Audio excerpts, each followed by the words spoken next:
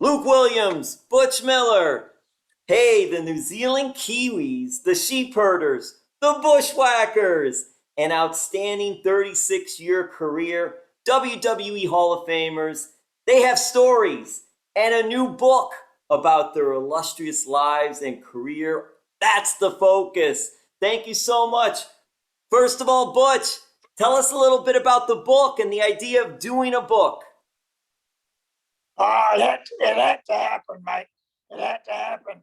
There's so much going on in our career from day one here in New Zealand to where we started off where there was no TV at all, to going right around the world, working in 60 odd different countries, holding about 30 different tag team titles. And the things that happened in those years, even we're surprised how we survived, leave alone telling our story to the people. They're going to think it's a load of bullshit. But I can assure you, everything is in that book. It actually happened. Could it happen today? Hell no. You wouldn't have got away with half of what we did. But we had fun. Hard work, but fun. Well, too, also, Butch, in writing a book, how long did it take to write the book? And also, did you guys have any notes, whether it be a log or a diary or anything to go back on, or was it just going back on what you guys remember for the career? Well, with the two of us, and then with the author as well, we'd get on the three ways. When Luke would bring something up, would ignite my memory, and away we'd go. And when I brought something up to ignite Luke's memory, and away we go. Because you got to remember, we were going back 50, 55 years in our career started. And so you had to really think. Some days I don't even know what I've had for breakfast, for Christ's sake, leave alone going back 50 years. But hey, Butch, can you see me? Hello, can you see me now, Butch? Yeah, I can see you, mate. Okay. Yeah, you're looking nice and tanned. Yeah, that's where I was. Yeah, I know that. I can tell by your voice when you got it. He woke you up. I was laying out in the sun. Good on you. I don't blame you. I would too if I had good. And yeah, getting back to this guy. This is the Miami Herald. Sorry, mate, about the late delay. Hey, that's okay, Luke. Are you enjoying that Florida sun? Yeah, about in that Florida sun, mate. Yeah, yes. we both love the sun. Yeah. Well, Luke, how long did it take to put this whole book together? How many months or even years? I mean, just when you guys started to go with the author and put the book together, how long did it take to finish the book? I would say it's taken us a year, and the best part of the year. We'd only do it once a week, and we had a few weeks off during the rain, because of this virus, and that times are off and sickness. But it's taken us a year, and that just once a week, and we've gone well over. We're nearly 400 pages. We have to cut back a bit. The author, now we have to go through it and trim it down a bit. Well, in that case, Luke, there could be a book too. There could be a second book. Yeah, yeah. We got enough shit for 5 or 6 books. and too, sir, we didn't soften the thing up. Where it was hardcore, we kept it hardcore. You know what I mean? So a lot of things I wouldn't say for a 13-year-old or 12-year-old to read. It's more for an adult. Really, just no holding back. These are the true stories, and we're going to go and just say it how it was. We're not going to sugarcoat anything. Yeah, exactly. There may be a few wrestlers who will be looking for us once it's published and it's out there, and there may be a few wives who'll be picking up the rolling pin and chasing them around the bloody house once they read it. Yeah, that's why they have lawyers to go through the book before to see if we went overboard. Because I know we did, a few places we use names where we might have to just, you put substitute names in. Well, it's interesting because, no, Butch, you're in New Zealand. Luke's going to be the one in trouble. Everybody's here in Florida. You're all the way in New Zealand. Luke used to say, man, you can't say that. And I said, yeah, of course you can. Just say it. But as you said, I'm in safety zone. I'm 12,000 miles away, and you can't even get into our country because it's closed. So there, I can say whatever I like. Luke will be on the run. Oh, man, this is so cool. Butch and Luke, the Bushwhackers, but also the New Zealand Kiwis, the Sheepherders. And before you guys were the Bushwhackers, because a lot of people will remember that, and you guys were wrestlers, had fun, comedy, just a good old time. But before that, and Luke mentioned it, you guys were hardcore, really before even hardcore was cool, where we knew ECW way back when in the territory days, you guys were hardcore. What was it like changing from sort of an aggressive physical hardcore style to doing some of the comedy and adapting like you guys did so well? The good thing about it was the safety. When we were the Sheepherders, we would arrive in our car and we would have to put the car and garage it somewhere underneath where all the ring trucks and that were, in actual fact, hide it. And many times we'd have to fight our way to the ring, swinging our belts, swinging chains, have our match, fight our way back out of there swinging chains, get in the car and have a police escort down the road. When we didn't do that, we would go out to our car to go to home, and the tires would be slashed. 4 tires would be slashed. The car would be sitting on its rims. The whole car would be scratched and jumped all over it. I mean, it was a, you never knew if you were going to get home. As the Bushwhackers, the only mobbing we got was just to get to us and touch us and want them to lick us or us to lick them. And they loved us so much, and the change was unreal. But it gave us longevity, 1, and 2, it was a hell of a lot safer, and it worked better for Vince's TV, for sure. He wouldn't have been able to have the Sheepherders as we were on his television, as brutal as we were. Because don't forget, we introduced all the barbed wire matches and the barbed wire around cage matches. And we had a lot of matches there, New Zealand brawling matches and matches that Vince wouldn't be able to commercially put on the WWF or WWE. Yeah. Television. Luke, you guys worked Championship Wrestling from Florida. And when you worked there, you also had a recruit, Johnny Ace, John Laurinaitis. Oh, yeah. What was it like with him back during those days? And now, have you guys asked him for a job now, since he's high up on the ladder in the company? Yeah. Now he just went back in the office in the last 3 months.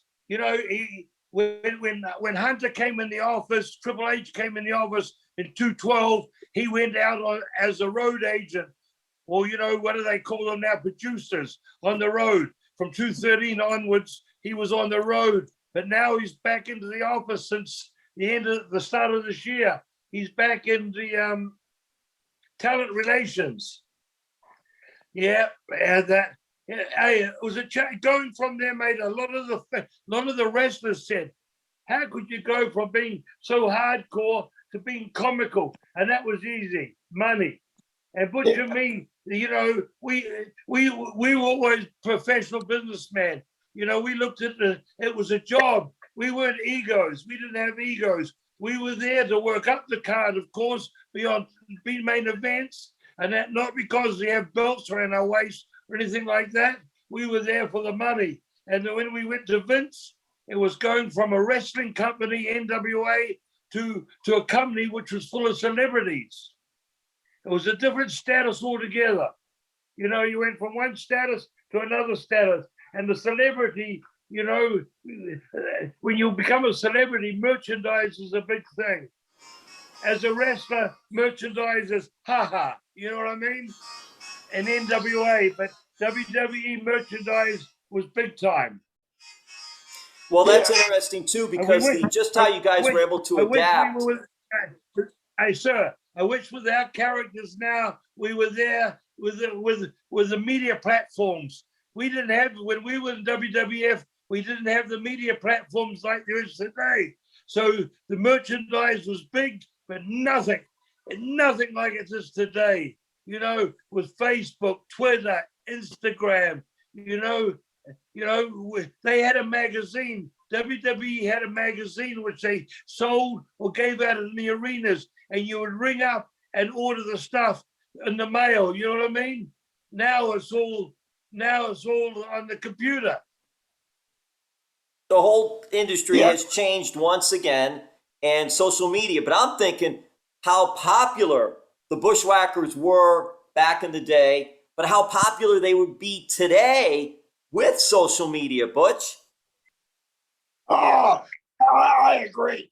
As you know, Vince took a liking to us straight away, and I must admit, he was great with us as well. We loved Vince as well because he was a promoter that said he'd do this and he did it. A lot of trouble with a lot of professional wrestlers. They thought when they went to the WWE or WWF that they should be there for life. It doesn't work that way, as you know. You've got to keep changing the talent. You've got to keep changing the matches. It doesn't matter who you are. And that's so important. You know what I mean? And what were we talking about before that? Johnny Ace. Merchandise. Oh, merchandise too. Oh, the merchandise too. But I'll get back to Johnny Ace. They put Johnny Ace with us because Johnny Ace was very green.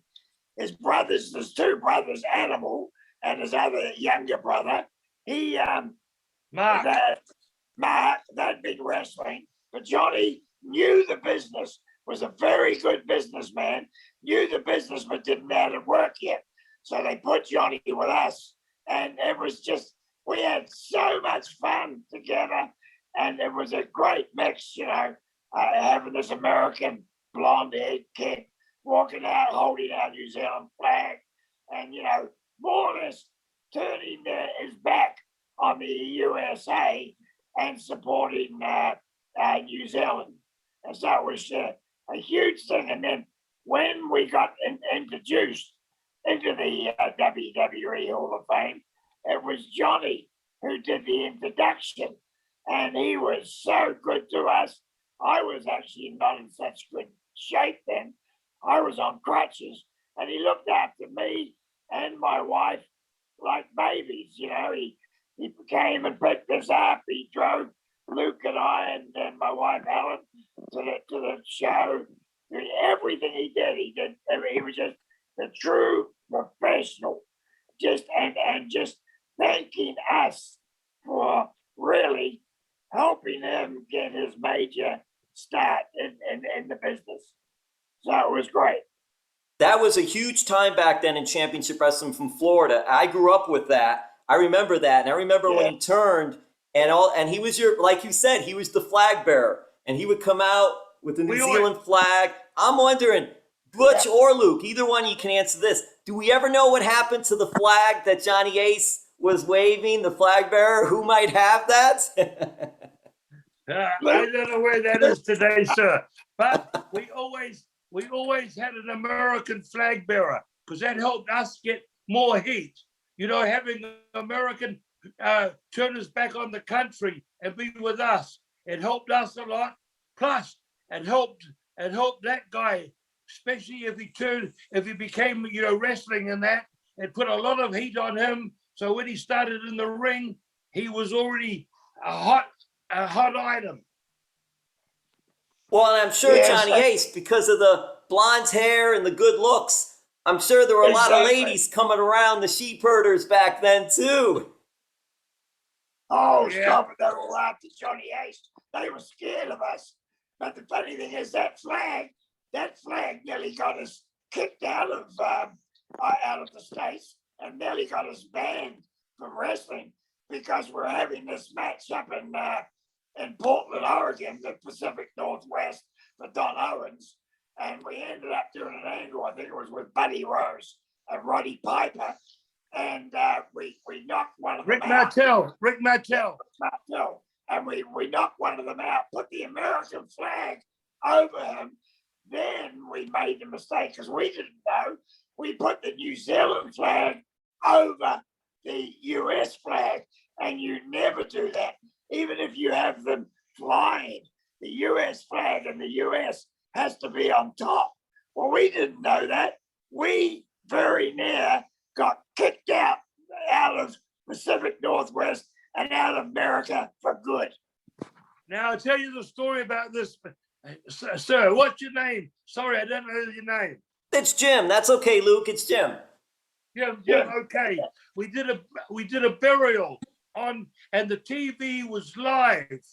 The TV was live. It was the show would start at 8 o'clock on a Saturday night, at 8:30 on a Saturday night, and the TV, there may be 3 minutes or 2 minutes delay, and we did this live. Now the promoter was away at the time on holiday, and we cufflinked Roddy Piper to the corner post, and we laid out Rick Martel in the ring, put the American flag over, and put the Kiwi flag on top of him. And of course, that was seen live on television.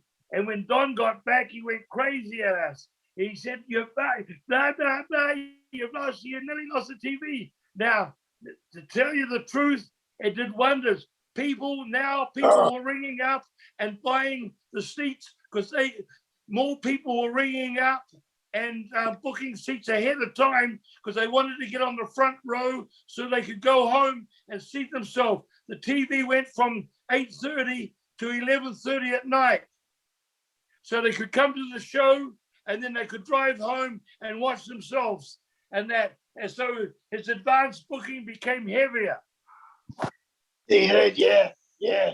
And then Don Owens used to always say, "I wish these bloody guys wouldn't stick around here in Portland, Oregon. They come up here to wrestle, they find themselves a woman, and next minute they don't want to leave, and they just sit here on me." Homestead.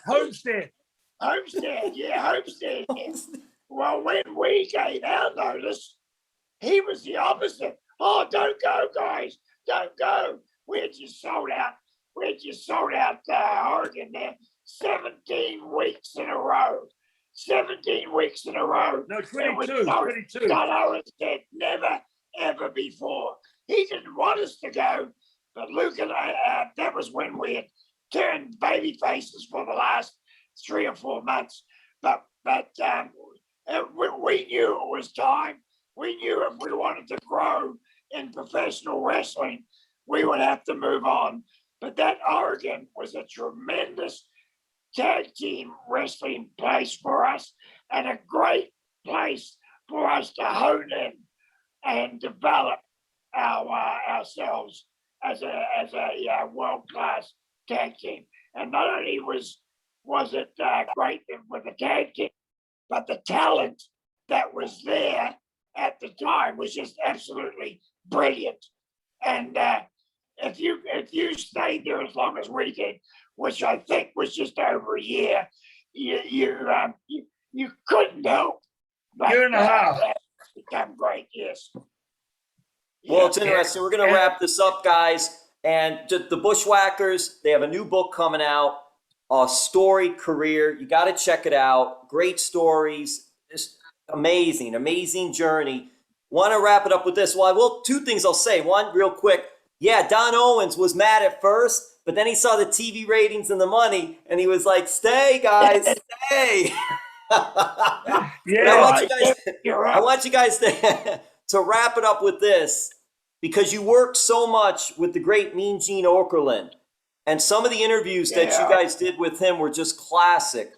Tell us a little bit, and we'll close with this, what it was like working with Mean Gene. Brilliant, brilliant guy, a lovely guy, and he was just class, world class, and he forgot more than most guys about business than what he knew because he was brilliant. Luke will fill you in on the rest. Yeah, bro, hey, if you were lost in any subject or anything, Mean Gene was there. He would pick it up and put you right online again. So, you know, if you're just going off track or you forgot, where you know, sometimes you'd be talking about towns, and each town you'd have different opponents. Mean Gene would have everything, and if you got off track in the town, he would put you right onto that and, you know, lead you through. You know, the public didn't know. The average public didn't know how much he did. He was great. Yeah, he was. The best. Well, I want to thank Bushwhacker Butch and Bushwhacker Luke, the Bushwhackers. Incredible time, incredible stories. That book is going to be amazing. Thank you guys both so much. Thank you, Jim, and take care. Great talking to you. You have a good weekend. You have a good weekend, Jim. And if you were here, Butch and me would grab you on either side and give you a bloody good bushwhacker licking. But you'd have to keep that between us because of the coronavirus. That's right, yes. The world know that we were spreading the virus. What do we got to say, guys? What do the Bushwhackers say when they end? Whoa! Whoa! Love you, mateys.